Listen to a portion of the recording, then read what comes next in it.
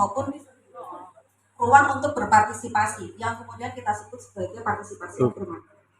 Nah, kita cek kebijakan itu adalah tadi dimensi isi atau konten, kemudian dimensi proses. Bagaimana proses kebijakan itu dilaksanakan? Kalau proses kebijakan itu dilaksanakan tidak mengedepankan transparansi, partisipasi, dan akuntabilitas, mau sebagus apapun isi kebijakannya, yakin dan itu nggak akan berhasil. Karena itu yang selama ini menjadi isunya IDEA ya.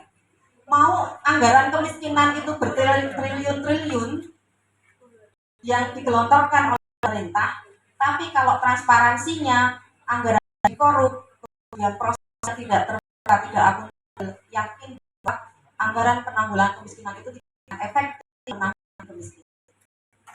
Yang pertama. Jadi kalau ngomongin irisan isu kebijakan publik di konten, proses, dan konteks, saya selalu mengedepankan dimensi proses. Kita boleh membuat kebijakan, angka partisipasi sekolah 0, tahun 0, anggarannya sudah 100 miliar. Tapi kalau prosesnya boleh, tidak ada partisipasi, tidak ada terbukaan informasi, tidak ada akuntabilitas, tidak ada pengawasan, udah wassalam lah. Itu yang selalu kita lihat, efektivitas dan efisiensi kinerja anggaran. Nah, yang berikutnya dimensi konteks. Dimensi konteks itu yang tadi disampaikan Mbak Karisma dan Mas Huda tentang situasi politik yang kemudian membaca situasi demokrasi.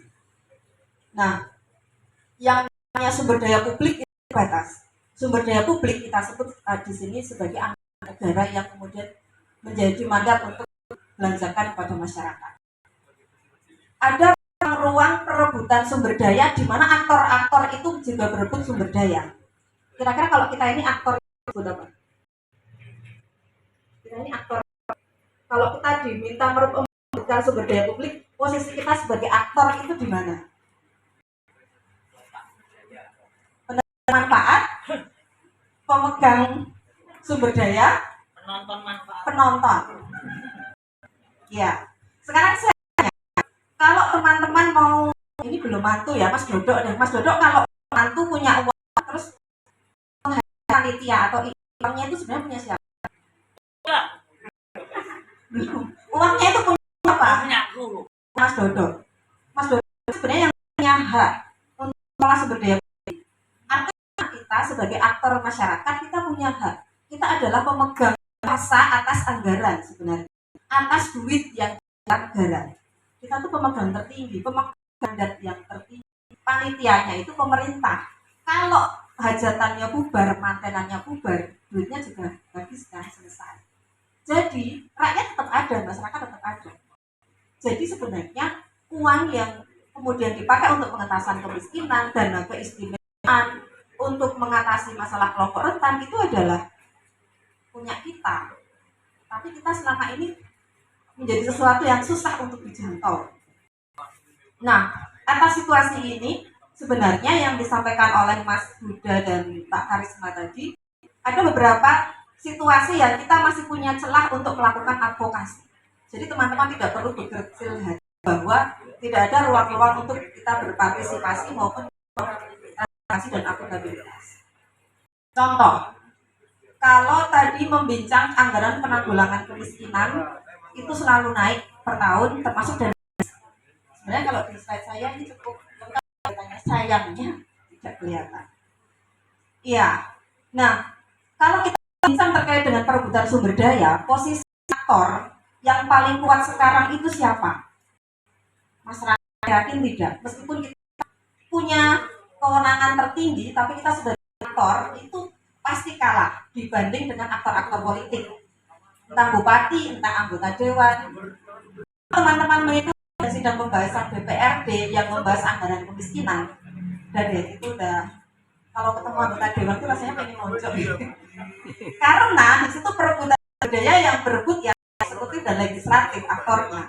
Kita sebagai masyarakat sipil itu sekarang mengalami gerakan yang namanya shrinking civic space atau penyempitan ruang gerak masyarakat sipil. Jadi kita yang masih berjuang membela hak rakyat itu punya problem, kita harus mengatasi masalah ancaman yang kita hadapi, teror, LBH pernah kena teror bom molotov juga ya. Ombudsman pernah kena. IDEA itu kalau telepon masuk itu ancaman macam-macam. Dari yang ancaman biasa saja sampai ancaman yang itu bisa dilaporkan secara hukum sebenarnya. Saya sendiri sering sekali mengalami hal itu.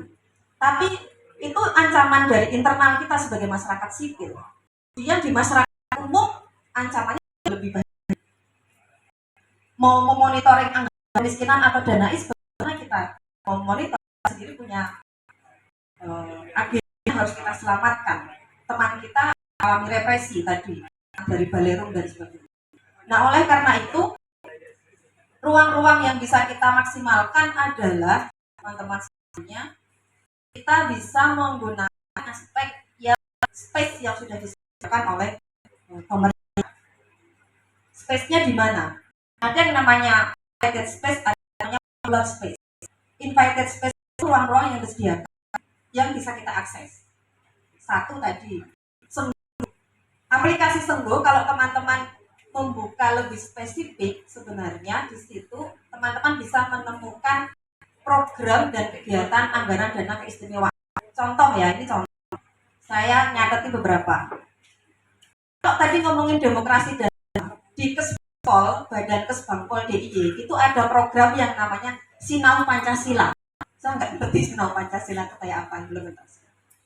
Program yang namanya Sinau Pancasila, ada program yang namanya Sinau dan Budaya, ada program yang namanya Sinau Politik, pendidikan politik sebagainya. Itu di Kesbangpol yang menggunakan dana keistimewaan.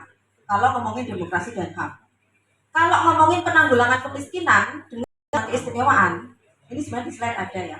Ada 93 miliar yang sebenarnya tidak sebanding dengan dana yang 1,3 triliun. Kira-kira 100 miliar di 1,3 triliun cuma berapa?